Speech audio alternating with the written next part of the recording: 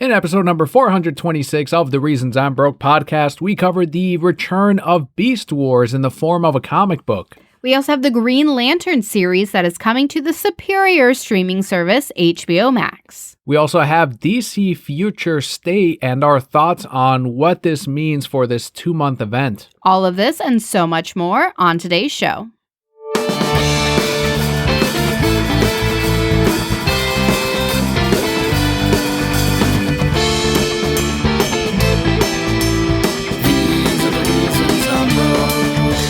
Hello and welcome to your award-winning The Reasons I'm Broke podcast, bringing you the reasons we're broke every single week, ranging from comics, movies, TV, video games, and more. I am Bandana Daniel. Ben Daniel. Ben Daniel. I am Ben Daniel. And I am Emperor Kelli. For those of you new to the show, the way we format it is first we go through some news. We head into our Patreon shoutouts of the week, which are thank yous to those of you who make today's show possible. We head into our comic book highlight, which this week, as voted on by you, is Rorschach number 1. And finally, we end it with the Brocat block, which is what Palpa Kelly and I have been doing this week. Kicking it off with some comic book news, on the 25th anniversary of the Transformers Beast Wars animated show, IDW has announced a new comic series coming in February 2021. IDW's announcement reads, quote, "For an entire generation of Transformers fans, their first experience with robots in disguise was through the Transformers Beast Wars television show, debuting in 1996 as the cutting edge of computer-generated children's entertainment," end quote. That's guilty on my end. That was definitely my first Transformers anything. Is that accurate? Was it the cutting edge of computer animation? In children's entertainment, yes. It was very, I think it was like one of the only TV shows doing computer-generated stuff at that time. Gotcha. Well, it is not my first experience, my first introduction to Transformers. I think the movies that came out, the Michael Bay ones, wow. Those were my first Transformers. I forget you were born in the 90s and I was born in the 80s. Oh my God. There's like a year and a half, 2 years difference between us. Stylized differences between both. And maybe like, I don't know, you're a boy and you watch Transformers and I'm a girl and I was watching like, I don't know, As Told by Ginger or My Little Pony or something. My favorite Transformer from Beast Wars here was the Silverbolt. The frog one? Was there a frog one? There wasn't a frog one. There should have fucking been one. Do you know how they chose their beast? No. When they land on Earth, their little scanner goes around and whatever DNA, whether it's a fossil or anything, whatever it finds, it pulls that and makes their transformable body out of their whatever it is. Nobody crashed near a frog? Not a single one. Not that I remember. No, they were called Beast Wars, so they tried to make them dinosaurs and rhinoceroses, a cheetah. Oh, that's a beast, yeah. Sure. Ask a furry, they'll tell you. There's also, and one of them was Silverbolt, in which it landed near, and I don't know how half of these weren't already mixed animals, but it landed near a hawk or an eagle and a wolf, so it ended up being both at once. So when it transformed, it was a wolf with wings, and it was the coolest fucking thing. But now that I look back on it, I'm thinking there's no way there wasn't more of these, like flies. There's probably flies all over the fucking place. Why weren't there like Earth. Mosquito cheetahs? Yeah, yeah, exactly. All of them should have been mosquitoes, mosquitoes and velociraptors and mosquitoes. And that's also the show in which they explained human evolution in a way where like they were still it was still a thing that was happening, but the velociraptor transformer ended up having an affinity to these early humans. I thought you were going to say an affair. He fucked a lot of them. Changed them for life. And he taught them the use of tools. His gun was broken and he innovated and grabbed a stick and hit it against a stone, very much like King Kong will be doing to Godzilla next year when he breaks off one of his spikes and uses it to defeat the king of the monsters. I don't know what you're talking about. Are you talking about Transformer Beast War things? Well, there's only one king and one of them will be King Kong next year, the only one. So. Godzilla the king. And after he fights off the Decepticons and he dies protecting these humans, they take his club and they wield it, and that's supposed to explain how tools were discovered or used, or at least it gave a jump in human evolution for in the Beast Wars world. So there's a lot of like neat little things. And I remember rewatching it on YouTube, and yes, the computer graphics do not hold up. I think they age worse than cartoons do, and I don't know why that is. And maybe it's because there's such a great jump between computer generated stuff now and cartoons back then, whereas you didn't see that jump with cartoons really. So it didn't age well in that sense, but I loved it as a kid and as a teenager, and for that I can't fault it. I'm still stuck on this Transformer frog because, you got some Transformer frogs out there too. I think they might have made a toy of it. There were a lot of toys like an Orca Transformer that I thought was really cool that never made it into the show, but they just made it because they needed to sell more toys. And eventually they did put them in. There was a Beast Wars comic book back in the 2000s, which was, I guess, a sequel to it all. And that's where they started implementing some of these toys. But this seems to be like a more earnest take on, and IDW always does it well, especially recently. This looks to be an earnest take on that with people like me in mind as they write these comic books. I was talking about your frogs that are actually transforming, but oh, those two, yeah, the ones we'll put that in the broadcast your block. Little tadpoles. They had one of them has little legs already, little tiny legs, and I support it. And Leo and I feed them every morning. And they, too, are transforming. As you said, you're right. We have a whole basket full of frog transformers. You want to say, hurt yourself? You want to say something real fast so we can keep your little voice forever? Nope, don't touch it. Say hi. Say hi, my name's Leo. Hi, yeah? Can you say hi to all the broquettes? Say hi, broquettes. Hi, broquette. Say, I hope you're cool. No, you can't touch it. Nope, you can't touch it. Okay. Can you say Leo? Can you say Leo?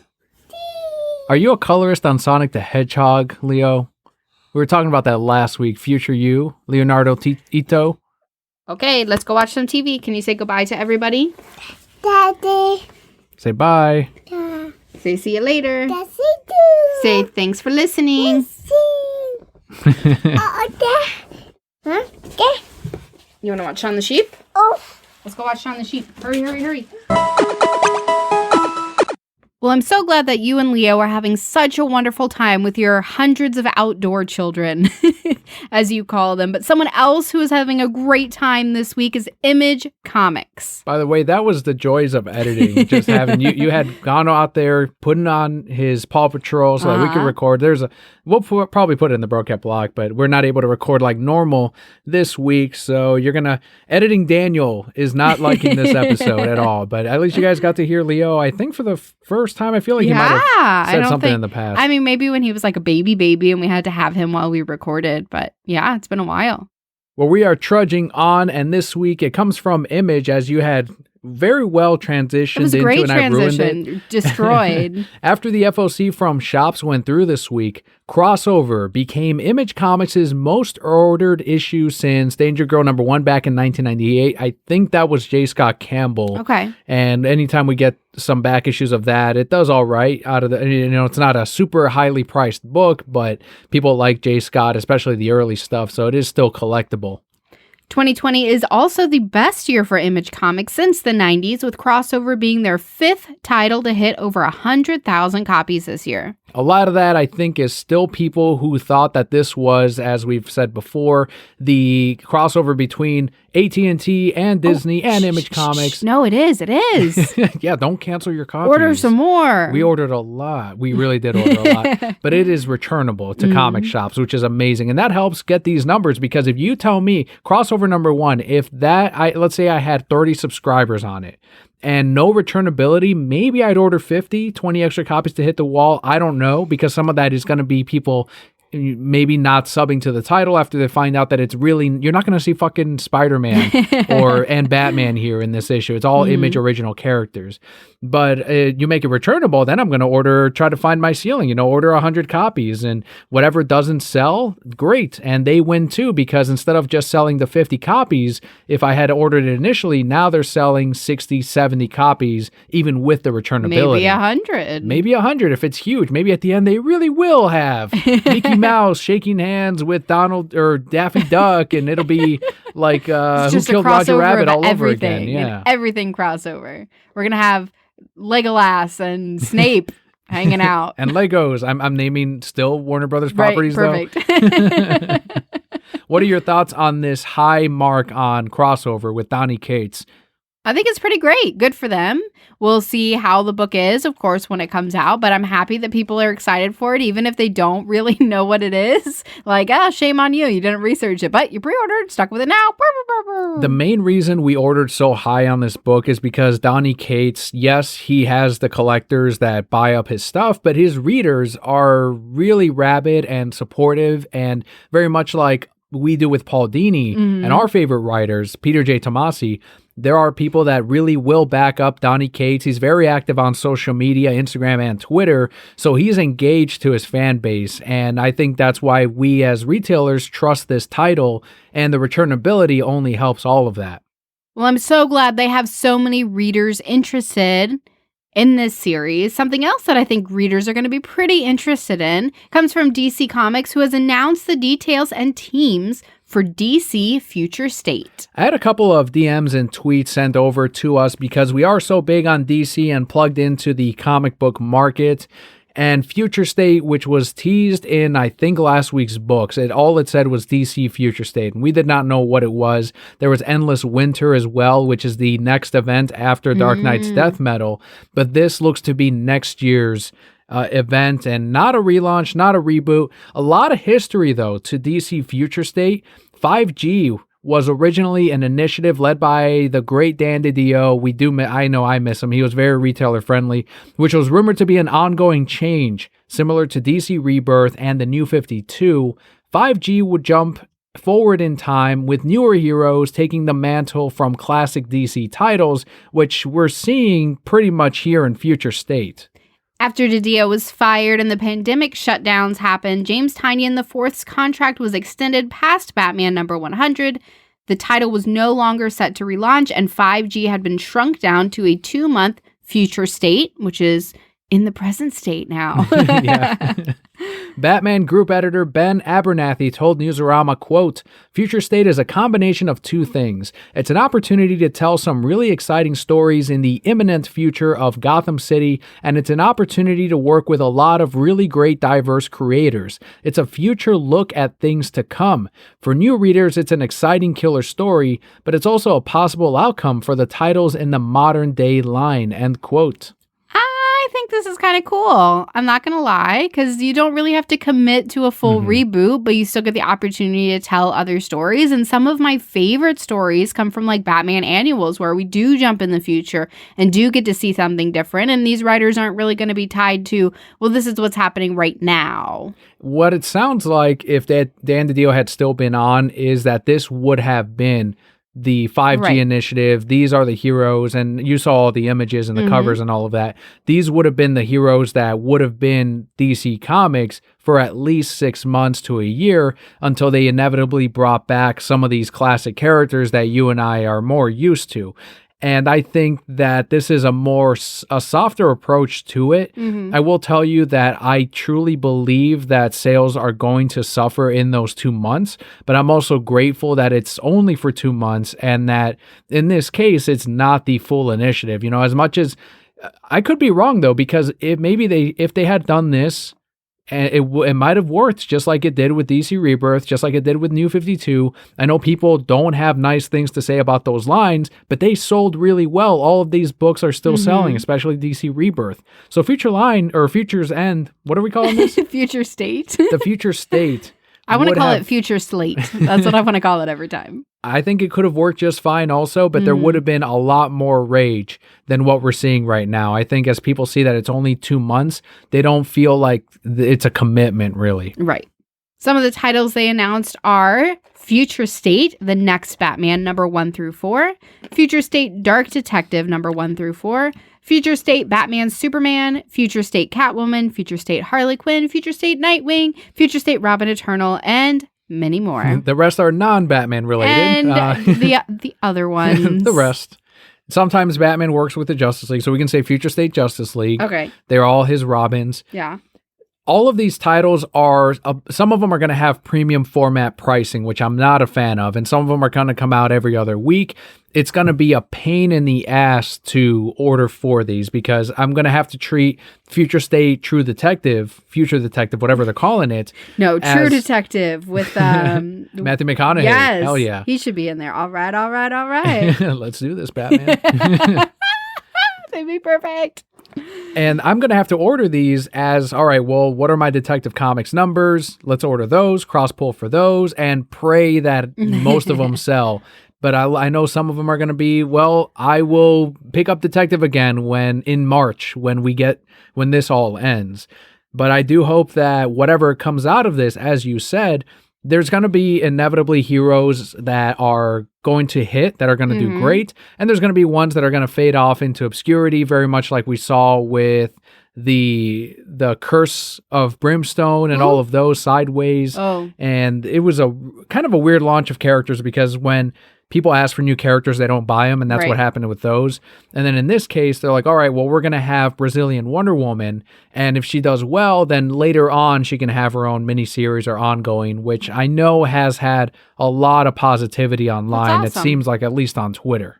Correct me if I'm wrong, because I was kind of reading a website, right, looking at these covers, kind of diving into the synopsis a little bit, but it looks like, at least in Gotham, because who cares about anywhere else, there's this organization called the Magistrate who kind of took over and it's pretty much outlawing masks and don't wear those in it, and it kind of gave me, at least from what I could read, like a Court of Owls vibe, but like more anti-masky and law-abiding, and so, it'll be interesting. I think it'll be an interesting, a great take on that future to see how Batman and his family obviously work outside the law to try and stop these evil people. It sounds like Batman Bruce Wayne is still there, but he's on the run, and now there's a new Batman that is taking over. No, is he part of the Magistrate? Is he a Bat-gistrate?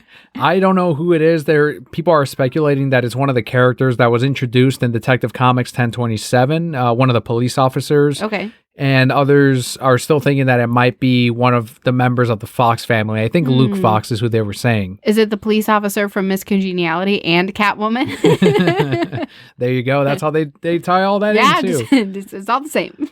Do you have any type of excitement for the line as a whole, or are you kind of like, I like my original characters, I'm not necessarily hyped for these new ones? I don't mind seeing new ones. I always think it's cool, especially in the future, to see, okay, who can try to be Batman and how long are they going to try before Batman takes back over? Because obviously Bruce Wayne is the Batman that we're all going to gravitate towards. But I don't, I wish more people supported new characters because I think sometimes there are really great ones that, come about, and it gives you the opportunity for different people to connect with different characters and the mission and the values behind these characters, because the best example I can give is Miles Morales Spider-Man, right?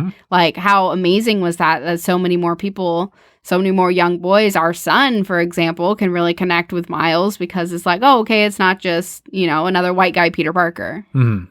I want to find excitement for this line because that's literally my job. I have to do that. Right. And as a DC fan, though, I don't know. Like, maybe I'll get I'll stay on sub for the books that I'm already reading, like Batman, Detective Comics, and I'll read those Future State books.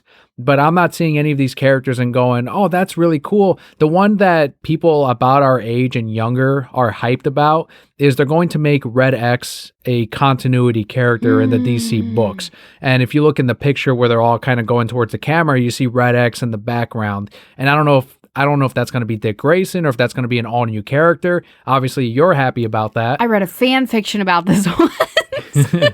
That's the only reason I'm excited. Seriously, Red X joining the main DC universe in the comics? Yeah, that's exactly what the fan fiction is. Okay. Well, you said on this. So. I mean, about Red X and Starfire, and they ended up together. And so now I ship them more than I ship her and Nightwing. So, sorry, Dick Grayson.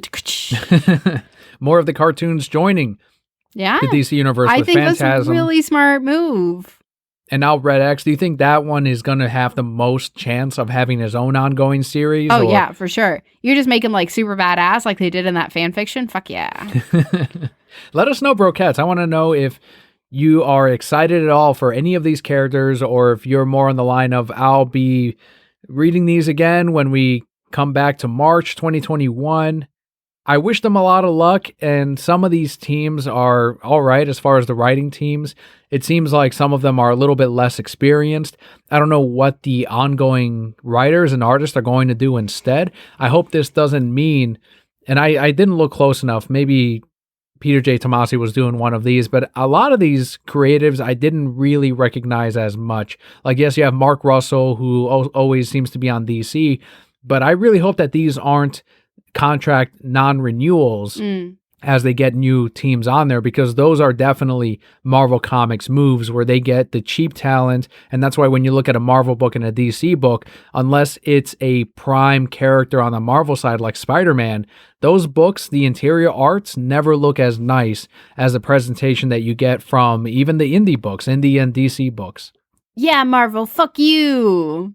Customers bring it up all the time. They really do ask me, like, how come DC has the better covers and the better interiors? And I'm like, I tell them straight up, it's because they pay way more than Marvel does. So you have the artists that are right up there rising and they're really honing their craft. They're moving to where the paycheck's going to be. Well, we will see. Like Daniel said, if there's something you're excited about, let us know on Twitter at Reasons I'm Broke, at Kelli. I wish Leo could kind of iterate a little bit, because this is some news for him. There is a Batmobile animated preschool series that has been ordered by Warner Brothers Animation, and this is according to Variety. The series will be titled Batwheels and will feature the DC Universe's iconic vehicles as they fight alongside characters like Batman, Batgirl, and I guess others. The rest.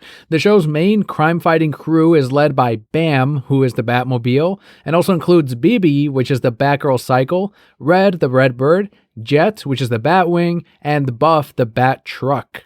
This is set to air on Cartoon Network and HBO Max. Brilliant. Why haven't we thought of this before? People were saying that they bring up the joke all the time in the Lego Batman movie of, there's the utility belt, the movie, Batmobile, the movie. And they're saying that this is a blatant marketing nonsense. Like, they're just trying to make it they're very transparent in how they're trying to sell these toys and these cars to these kids. And as a parent, I'm going, Leo's gonna fucking love this, right? And I'm glad that they are gonna have Batmobile toys that I can buy for him to enjoy. And I think, you look at one of the biggest things right now, I don't know if it's still the biggest, but Paw Patrol. Oh my God. It's little toy animals and little cars, and they sell the shit out of that. They have it on toothpaste, and Leo's all about it. And if I can have Batman be that, then now I win a little bit, because I get to relate more to these little kids shows and right, I can watch alongside him. That's what it ultimately comes down to, is like, yeah, you're making these shows for kids, but the parents are really watching it too. And if I have to sit here and say, would I rather watch another mind-numbing season of Paw Patrol, or he's on Octonauts right now? No, I don't want to watch any of these things. I want to watch something that I can get some enjoyment out of too. So yeah, I am all about it. And I love the little design teaser that they showed for the Batmobile. It looks like a little kid's toy in a way. Adorable. And I think that the Batman, Alfred, all of these, they're probably going to have that writer type of character crew where they're like, oh, where can we find this? And then they'll ride along with the Batmobiles. And right. When I first heard about this, I thought they were going to be talking cars. Like, they were just going to be kind of like the Pixar movies. Yeah. But no, they're going to have regular people in there like Batman. And I'm excited to see what aesthetic they take with the human characters. Oh man, I'm so excited. I think I'm all for it. Such a great idea. If you told me it was Marvel cars, I'd be like, no, nobody cares about that. Yeah, like what fucking vehicles are going to do on the Marvel side? I mean, they're going to have the Invisible Jet. Yep. She's going to have to be in there. And I don't know, Superman's regular old car for when he's Clark Kent. They'll have to come up with, when they eventually expand it, Superman's tractor. Mm-hmm. There you go. For when he's working on the farm. I love how Batman's world always has, like, you can do a whole show on just his villains. You can do a whole show on just his vehicles. You can do a whole show on just his sidekicks. That's how big the world of Batman is. And I don't think there's many characters out there that you can do that with. Superman, you couldn't do that with. And Batman, that's why it's so important. And I think that's why Batman is probably the most popular DC character. It's between that and Superman. I'd have to look at the worldwide stats, because Superman is huge Batman. around. But yeah, fucking Batman. We're Batman fans. Do you think these cars will talk? Do you think they're just going to beep? What's going to happen? What's the deal here? I think they're going to talk. So I think it's going to be something, I guess a great example is Blaze, which I also can't stand. But again, another example of how kids love these shows about cars. So, or Stinky and Dirty, whatever. So I could very much see it as the cars talk and the humans don't. And I think that that would be the best way to spin it, where the Batmobile is like, yeah, we got to go fight crime. And then you just see like Batman jump into him and he's like, yeah, nah, nah, nah, nah, just doing whatever. And the car is acting like he's contributing when Batman's really the one doing all these things. I just think that'd be a fun, really interesting way to spin it. Bat Wheels is set to air on Cartoon Network and the great HBO Max. Yet more additions for your kids on HBO Max. But Bat Wheels is not the only DC show that HBO Max is adding to their lineup. According to The Hollywood Reporter, a Green Lantern original series is coming to the streaming service. I feel like we had already heard that this was coming, but this time we have more details on it. The show will focus on Earth-based Lanterns Jessica Cruz, Simon Baz, Guy Gardner, and Alan Scott, who is Earth's first Green Lantern introduced in the 1940s comics. Fan favorite alien Lantern Kilowog will be included, as well as my favorite Lantern, Sinestro. Your Gotta boyfriend. have Sinestro. Ooh. People were asking, how do you have Sinestro without Hal Jordan? Where's Jon Stewart? My answer is, who cares? I'm getting Sinestro. You're already getting the best Green Lantern of all time, and the truth is that you'll probably see those other characters as well in some form. Seth Grahame-Smith, who did the Lego Batman movie, will be the showrunner and co-write the first episode with Mark Guggenheim. Is that really his name? Guggenheim? Brilliant. From Legends of Tomorrow, who also wrote for the 2011 Green Lantern film starring Ryan Reynolds. Oh. Are we sure we want him to do this? Well, here's where I went. I got a little deflated. The series will be produced by Greg Berlanti, who is also behind Arrow, The Flash, Doom Patrol, and others. Doom Patrol isn't bad. Yeah, but most of the CW is pretty bad. So that's the one thing I'm nervous about. However, the silver lining, right? The thing that lets me hold out hope is that this is on HBO Max. That's right. Absolutely. The Hollywood Reporter is saying that this is the most expensive series Berlanti has helmed. I think that is to be expected, especially if we get a lot of Oa and Lantern fights, and I hope we do, but I also understand why it's Earth-based Lanterns that are going to stick around Earth, and they're going to have a regular life and boyfriends and girlfriends and a job, and then occasionally they'll have to fly up to outer space. Whereas if it were up to me, I'd do it kind of like Krypton, and I haven't seen Krypton, but it looked like it was all based in outer space, in that planet somewhere future, and do that with the Green Lanterns, where you just follow Salik and as he deploys the Green Lanterns, or even Kilowog as he trains. And yeah, I mean, Mogo could be a nature show. Oh, yeah. Kind of like, you could have those and team up with National Geographic, where you can come up with these animals that would exist on Mogo. That'd be badass. I'd fucking watch that. We do have a tweet here from @Ray8Fisher, who said, quote, Seth Grahame-Smith is an awesome dude through and through. We connected in a big way during his time on the Flash film. He's got a big heart, and I know he's gonna slay GL. There is no better commander for the Corps. Well deserved. Hi, 2 hands up in the air. Emoji. Production is expected to begin in 2021. As soon as I saw that Ray was supporting this, I'm a lot more confident in, all right, well, let's definitely give this a shot. Let's push it.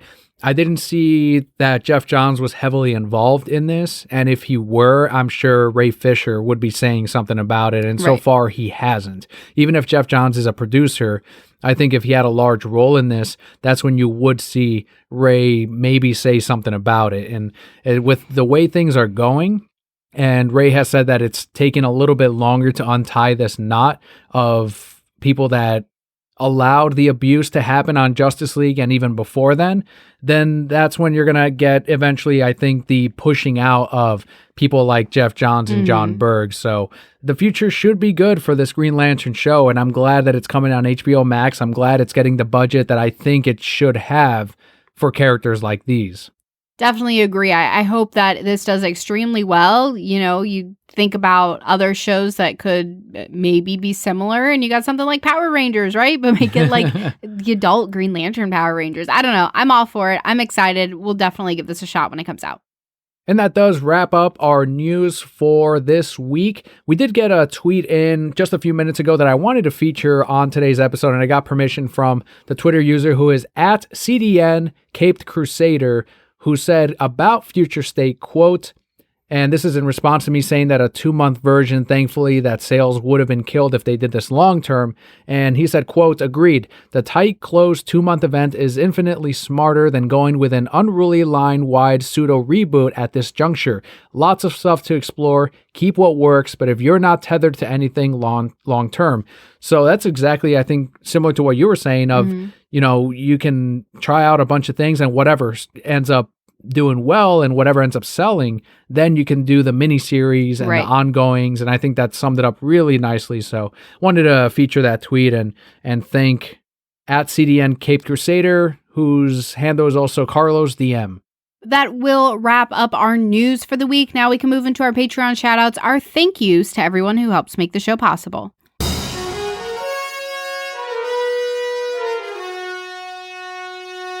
First shout out goes out to Julian W on Twitter at Kage023 and at Lazy Gaming Guys. Julian prefers Beast over Gambit. Yes, I know what any of those words are. Do you know who Gambit is from the X-Men? The like card trench coat man? Yes. Okay. He's the girls' man. Like women love that character. Why? He has gross hair. I don't know why, Isn't he a redhead? No, he's a brunette. Oh yeah. Doesn't he kind of look like the guy from Yu-Gi-Oh? I don't know who you're thinking. Who looks like Yu-Gi-Oh like that? No, I wouldn't say so. He's got like these side things that keep his hair in. And it's definitely, I think, one of the most loved X-Men. You see DeviantArts of people like Gambit and stuff. And there's that Rogue and Gambit relationship that they love. But anytime I see like a definitive, okay, this seems to be the fangirl's pick, I like to ask Julian because his is not going to be what theirs is. And he instead blew me away once again and he said Beast from X-Men. And that's when I'm like, all right, I got to make that meme because much like when we did the Street Fighter ones where bearded sexy Ryu, he said, no, Zangief. And or with Dragon Ball, it's not Raditz. Who is it? Nappa. And not Trunks, or Goku, who's not the number one boyfriend. No, apparently. He's not. He's a terrible boyfriend. So do you agree with him in Gambit or Beast? He likes him big. He likes him strong. He apparently likes him furry.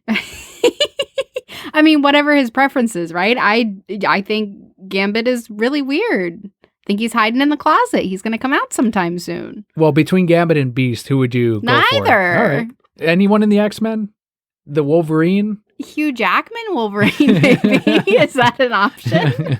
I guess I don't really know the X-Men well enough. Because, like, comic Wolverine, he's, like, real short and stocky, right? And real hairy? No. Mm-hmm. Ooh, no, never mind. That was also from the movie. Yeah, I don't know. Magneto, right? Magneto. From the movie, then. Movie Magneto, yes. No, I was going to say, who was I in love with? Like, Ice Guy or Iceman? Whatever? Yeah. Back in the day, I was like, yeah. But now I'm older, and I'm like, none of you. Maybe Professor X. He seems distinguished. Only because it's played by, I think that's forever changed for you. It's played by Sir Patrick Stewart. Yeah. And women love him. He's pretty phenomenal. Next shout out this week goes out to Christian on Instagram at Christian Like the Religion 131. Christian got a Bayside symbol tattoo from their latest album. Do you know who Bayside is? No. All right. Well, we may have to go with maybe younger brokettes. They might be able to tell me, but is there any one artist that you would get their logo tattooed, like legitimately, you would actually do it? Maroon 5. What is the M or what's their logo? What does it look like? It's just like, I don't know. The one that they have most recently, and I feel like it's changed over the years, but it's like the one that I have on my shirt, which is probably the one I would do. It's a white M, but then the middle of the M is a red V. So it's M and then... Right, the Roman numeral for 5. Yes. That's pretty cool. Yeah. I would do that. I would get like a Saiyan symbol tattooed on me first, probably. That'd be badass, yeah. Which would be really cool. The only thing is like there's not a feminine looking one. It's just very angry all the time. And I was like, I want this. It also kind of looks sexual a little bit. So I was like, do I really want this? But I would get that before. Is there one that you would get? Like a Paper Crane, maybe, for Darren That's Hayes? what I was going to go with, yeah. And for now, he seems to have retired from music, but that was my favorite album from him, is the last one that he did. And it's a shame because I don't think it's sold as well as his previous one, and that's when he decided to go on to, I know he was doing podcasting for a while and YouTube shows, but that was my favorite album. And the Paper Crane was featured really heavily in the music videos and throughout the album, back when you can buy the CD physically. Yes, or you can get it digitally too. Is that your favorite album of all time, do you think? Maybe, but I also wasn't an album collector. I think that you and I are products of, yes, we recorded songs from the radio using the tape, but we grew up in that era where you can download just the songs that you want. Napster, and people don't kind of realize that back then, if you wanted one song, that one song hit, you had to buy the entire album or the whole CD. But we kind of were growing up in that era of, no, we can just buy that song that we want. And even now today, you can just watch the video on YouTube and listen to it that way. So there's an easier way to do that. And I think albums as a whole probably won't be consumed as much as they were back then, because you bought the CD, you better fucking listen to the whole thing. Yeah, I definitely agree with that, because even on my Spotify, like if I go to listen to Maroon 5, it's just a mashup of all their best hits. But I will say, when my favorite artist, right, Maroon 5 is a great example, comes out with a new album, I do buy the CD and I do listen to the CD, except my car doesn't have a CD player anymore. What the hell? But but even on Spotify, you can pull up, just their album and it's in the same order. So especially when I'm feeling nostalgic, I'll go and I'll find, songs about Jane and listen to it the whole way through. Or I was listening to, who was I obsessed with? The Script. I was listening to them the other day and like reliving, like, yeah, I'm just going to my college, like first year of like getting my associates and, reliving those moments because I remembered listening to those same songs in the same order. So I think you and I, at least myself, I feel very much in the middle of that, where I don't mind just buying one song, but there's something to be said about listening to the whole thing and kind of trying to get in the head and the feel of what the artist was going through. Very, very cool. I'm glad Christian found a symbol and an artist to get tattooed, and he wasn't the only one. It seems like either his family members or friends also got that same symbol. But the final shout out this week goes out to Renee on Twitter at Yugi's Pokemon. He tweeted, quote, "Got a suggestion at Pokemon Go app. Why can't special research encounters and field research stamp collecting encounters be stacked like the daily stamp research encounters?" End quote. I'm sure to Pokemon Go players out there, and I know they still play because a lot of my regulars at the shop come in and they set their phone down and they start battling and catching Pokemon in the area. I'm sure you all know what that means, but wanted to highlight especially because he is a heavy Pokemon Go player and even Pokemon in general, where he's doing those shiny hunts. And if you go to his Twitter at Yugi's Pokemon, he's constantly putting up his friend code on there. So make sure to jump on there. And I'm kind of curious to know what that means. I'm sure Bobby might know since he's big into Pokemon, and I wouldn't be surprised if he was still playing that. I have not been playing, so this was another language. But yeah, that's not. Listen, Pokemon Go app, you do this thing. Listen to our Brocat Core. Yeah. They know what they're talking about. Huge thanks to Renee, Christian, and Julian W. this week for your Patreon support. If you too would like your shout out every single month, or if you just want to help support the show, you too can become a Patreon backer at patreon.com/thereasonsimbroke. Let's head into your voted on comic book highlight of this week. It is Rorschach #1 from DC Black Label.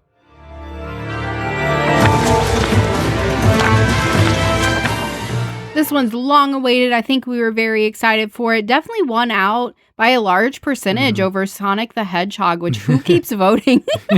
Who wants me to read Sonic the Hedgehog? We have a decent amount of Sonic followers. I get that, but every week they listen to me go, I don't know, man. I don't know what's going on in this Sonic the Hedgehog. And then they vote again. I guess they really want me to figure it out. Rorschach #1 is a 12-issue maxi series written by Tom King with art by Jorge Fornes and colors by Dave Stewart. As a reminder, we put up the poll every Wednesday morning asking the Brocat Core which one we should discuss, and I think Rorschach was an excellent choice. Always like to discuss the new #1s and the latest addition to the Watchmen universe. Your thoughts? So this will be a spoiler-filled review, obviously, so if you haven't read it, you're looking forward to, you don't want to know what happens yet, you can go ahead and skip forward. I thought it was a very solid introduction. There wasn't a lot that happened, except they kind of set up a mystery and introduce, a new Rorschach or what may be a series of Rorschachs and potentially explain some things. And I don't know, there's a big old mystery now and we don't know what's going on, but it definitely feels like it's kind of taking the same approach that the Watchmen TV show did, where the Rorschach is kind of now the symbol of let's fight back or let's right these wrongs or try to change the world in a different way that we feel it should be. That's something that Tom King mentioned in an interview recently, that he wrote this in mind with it doesn't contradict any of the movies or shows or the comic books. So it can all fit in with this maxi series. And in one panel, he mentions that the Rorschach symbol, as you were saying, is a symbol for many people out there and that it's still widely bought in spite of what happened in Oklahoma. So that was Tom King's way of subtly making the show canon, if you want it to be canon. Right. And acknowledging that still happened, at least in his universe, but not to the range of, well, that's going to you have to watch the show to understand this. I think this is a very much a standalone story, but you should have, I believe, read at least the Watchmen original novel or watch Zack Snyder's movie before you read this number one. I thought it was cool that they pointed out, too, that they sell a whole bunch of masks, but none that change like the original Rorschachs did. And I always, anytime that we read or see another Rorschach, I never feel that they really highlight how his mask changed. So that was really cool that they did that, in this one, and just be like, yeah, he's still the original and he's the most badass. These guys just got these like fake Halloween masks. Is Rorschach one of your favorite Watchmen characters? No, Dr. Manhattan. Because he's just followed by letting it all hang out there. I don't know. That's a tough one. I like the guy who tells the pirate story. I thought he was pretty cool. And it's tough because I've only read the book once. So it would have to be something I have to dive back into. But Dr. Manhattan is definitely my favorite. What about yours? Manhattan is absolutely a favorite, followed by Rorschach. And I think that doing a book on any of these characters, kind of like they did in Before Watchmen, Rorschach is definitely a solid choice. And this one, as you mentioned, does set up a mystery overall. It feels like, just like the cover design is on cover A, it feels like a 70s novel or movie. When you're going through this, they all have the big hair, and that's really neat. They have cigarettes and brandy or whatever they're drinking. A lot of brown. A lot of people are wearing brown. Exactly. It seems to be like an election year as well as for this rally. Redford. Yes. Yeah. The artwork by Jorge was phenomenal. And something that Tom said he also wanted to move away from is that 9-panel page thing that he'd been doing for Strange Adventures and several comics. He does move away from that in this, which I was happy about. Something I did notice, it is formatted for digital books, so that's nothing is sacred anymore as far as the digital format. So that one is unfortunately one of the victims to that new format, to the new movement, but I had to mention it because I noticed it. And if I notice it, I think it's an issue. But I think it was overall very strong. I don't know if they're going to do any more Watchmen books. It'll depend on how this one sells, I'm sure. I had to read it twice because there are several characters involved, and I was a little bit lost as to where certain events took place and who, for example, the security guard was, who the police officer was, and who these two bodies were of. So it took me a couple of reads, but I think that if you are a fan of Strange Adventures or Mr. Miracle, this one will fit right in with that. I would definitely agree. I thought it was a really solid start. Very, very much a setup issue, but as always, looking forward to bigger things ahead. Thank you all so much once again for voting in on Rorschach number 1 of 12. Let's head into the final segment of today's show. It is the Brocat Block. This is what happened with Daniel and I this week. We'll kick it off with you. Anything special? You talked about your frogs a little bit earlier, your tadpoles. I love how they come up to feast. Like when Leo and I go up there, and I'm reminded of that psychological effect where if you feed a dog, when you ring the bell and then they start to salivate. I like to think that they do that when they hear Leo coming up, and they're like, "Oh, it's feeding time."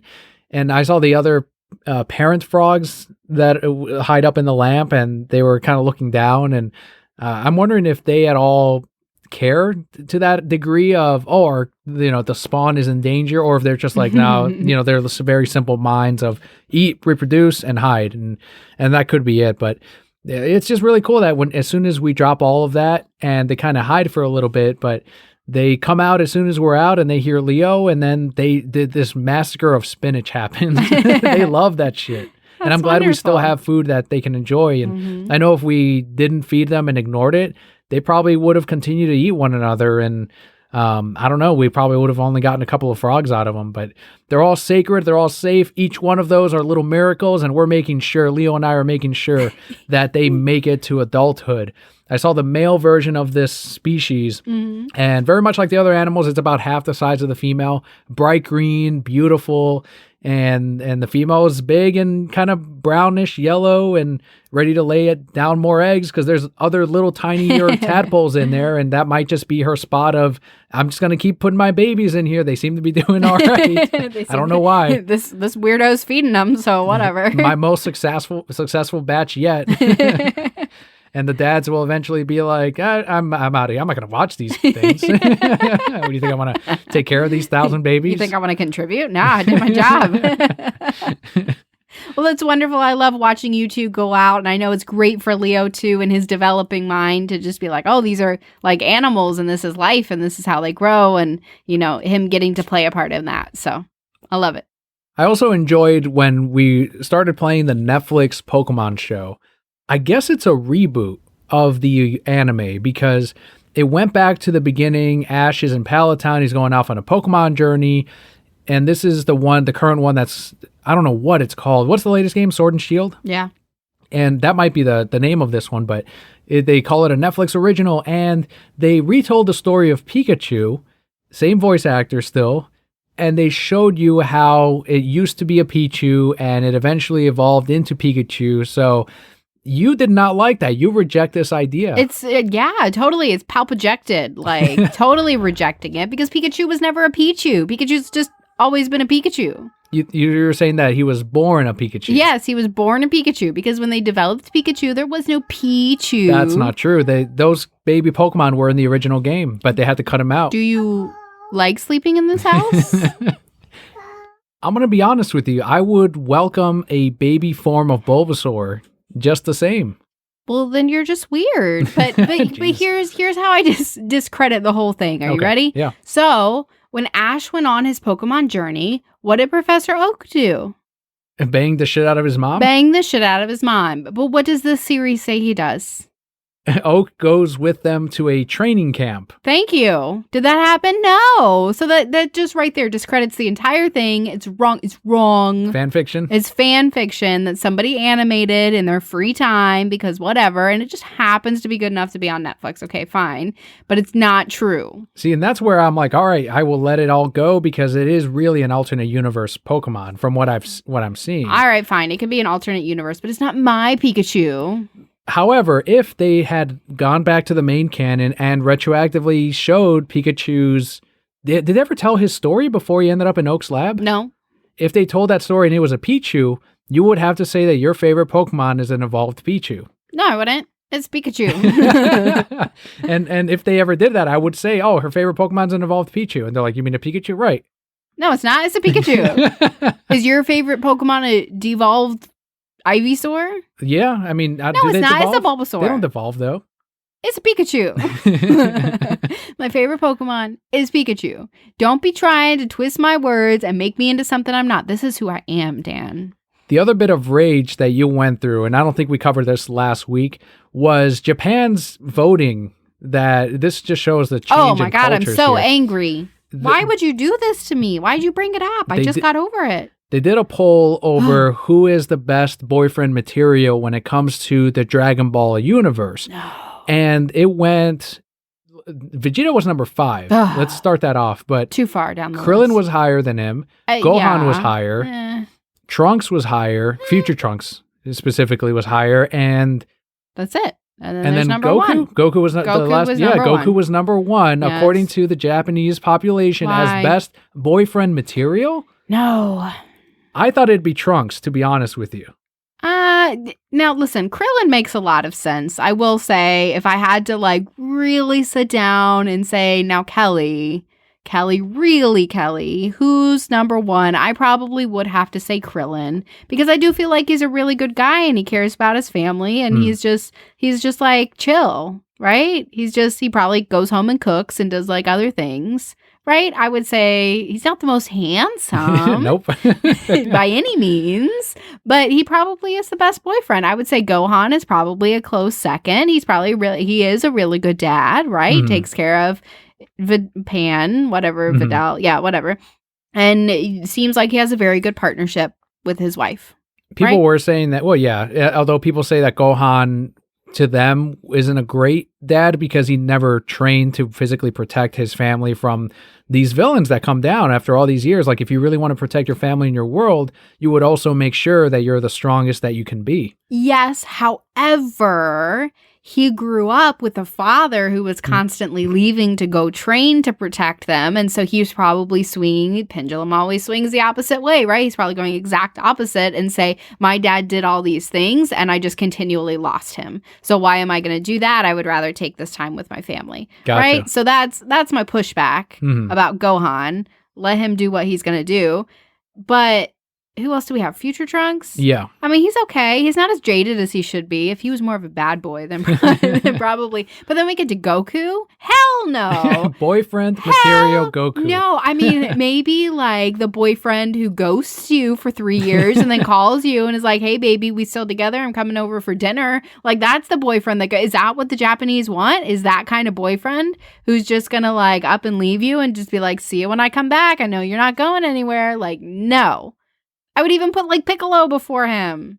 And I'm pretty sure Piccolo's asexual. That was another character that Julian also really, he says his favorite boyfriend material would have been Piccolo because he's an amazing father, is what he was saying. And then stretchy arms.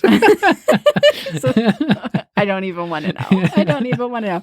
But I would definitely, so if I had to do the list, right, I would probably put Krillin number one. Wow. All right. Now Vegeta, I probably would. I mean, and we're talking like in general, right? Who do I legitimately think is the most sane and emotionally mature to be able to be in a relationship and have a family? Yeah, probably Krillin number one. Yeah. And then you have like Gohan number two.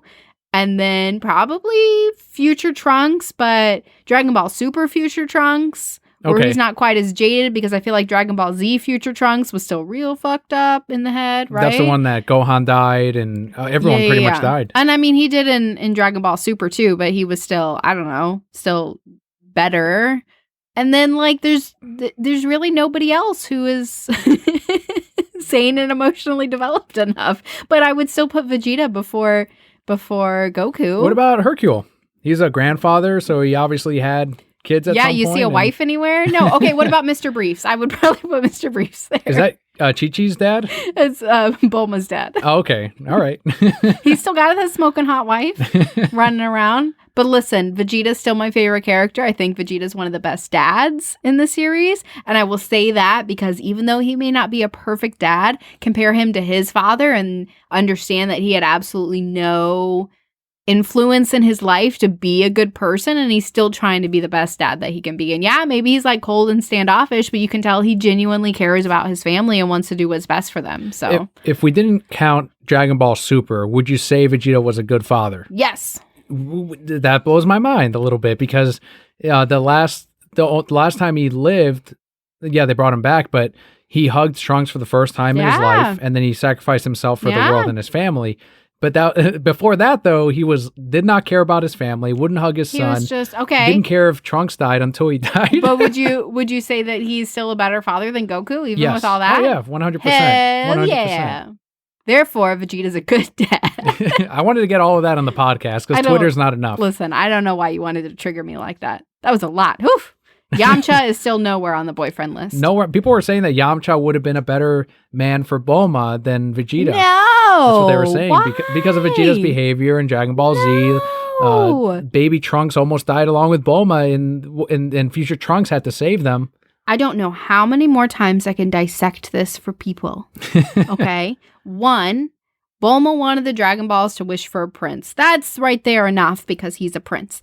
2, Bulma's the closest thing to a queen on Earth that you're gonna find, so obviously Vegeta's gonna be attracted to her. But 3, Bulma don't need no man. Vegeta's happy, lucky to be in her life. She wants somebody who's gonna stand next to her and be as ruthless as and let her do her own shit. Yamcha's not gonna let her do her own shit. Yamcha's gonna be needy and break up with her and get back together with her all the time. It was probably sleeping with other women, let's be real. Vegeta, where he gonna go? He's not gonna do anything. He knows what he got. He knows it's the best that there is. The thing about it is, if you look at their personalities, there's a reason Bulma and Yamcha didn't work and never worked, because they just grew up differently, and Yamcha became a pansy ass curled up on a baseball field. Whereas Vegeta just knows that he's there to support her, but at the same time, she doesn't need him. She can fight her own battles, and he recognizes that. And I think Super was written by someone that thinks exactly all of that, because they have since made Vegeta very much an active father in his family, knows how to change diapers, knows how to do all of that. Even though he doesn't want people to know it because he sees it as a weakness, he still wants to know those things and do those things. Because he knows it's important for his family, because he's a good dad. This is soon going to become like a Dragon Ball podcast at this rate, but there's no more new anime, at least right now. There's the manga that's coming out. Supposedly, this is going to end the story for it. Okay. And some people are wondering what's going to happen after that. Will they just end it? Dragon Ball's too popular. Should they reboot it when it's all said and done? Should they follow Vegeta the whole time? Yeah. That would be kind of cool to see. And I think whatever the manga ends up doing is where they will go. Mm-hmm. And I think eventually they'll either do a movie or another series right now with what's happening against Moro. But I really enjoyed seeing that on Twitter. What's been going on in your week? Work is getting really busy. It's great. There's another store nearby that's closed, so we're stealing all their business. But one thing that was really, really fantastic at work is we were the fastest out the window in the Southeast. So that's out of 880 stores, something like that last week. Really, really big honor to reach that. And I'm so excited. I'm so proud of my team. So that was my last week. I'm officially in my last semester of school. And one of my classes is just about using Twitter. So I'm like, maybe I'll learn something because I don't know how to use the Twitter. So I had to make a brand new Twitter handle and all that because I have to post racy things. And I'm like, I'm not doing my school thing here for the pro cats. It's weird. But very excited. Got, 50 some odd days till it's over. So I'm just ready to be done. But I mean, that's pretty much been my week. Nothing super exciting. I think before we close it out, we usually do the Leo update. He has been diving into the terrible threes now that he's there. And he's been wanting to fight everything again and testing those boundaries. And that's what kids do, is what other parents tell me. And it's our job to set those boundaries for them, because otherwise they grow up to become really shitty people. And shitty people that I can almost point out, your parent did not set any boundaries for you. Yeah, and it's great that you can recognize it and you understand the importance of that, because any parent can tell you, this stage is difficult, and it would be way easier to say, yeah, fine, don't take a bath. Yeah, fine, do whatever you want to do, but that's not how you raise, a competent person. Right. So. I feel like that'd be me giving up on them, in a weird way, where it's that I just screwed you for life now, now you're going to be an asshole forever. Yeah. Yeah. Exactly. So we're trudging through it. If you guys have any tips and advice, I know that every child is different, even if it's just, stick your head in the freezer and scream, because that's how I feel some days, but we're getting through it. Hopefully he'll get through this phase quickly and we'll just batten down until the next one. But there you have it, everyone. Thank you so much for tuning in to this week's episode, and every week. If this was your first episode ever, we hope you found something that you enjoyed, and hopefully we will see you on next week's show. I've been Ban Daniel this week. And I'm Emperor Palpakelli. And Brocat Core. All will be well.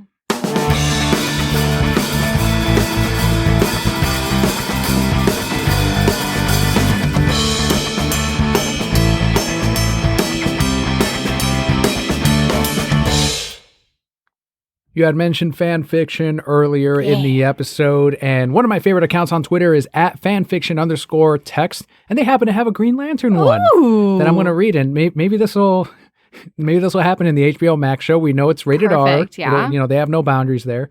And what they do is they pull bad fan fiction lines that they find on fanfiction.net, and they tweet them out, and people love it. And this week they tweeted out, quote, "My ring. Green Lantern ran over to the manhole and looked into it. Oh man, now it's all covered in shit.